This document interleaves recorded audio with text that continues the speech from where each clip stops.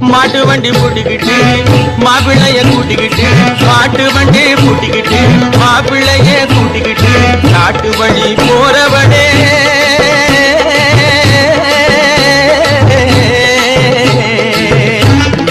காட்டு வழி போறவனே கண்ணியம்மா உன் காசு மாலை பத்திரமா பாத்துக்கம்மா.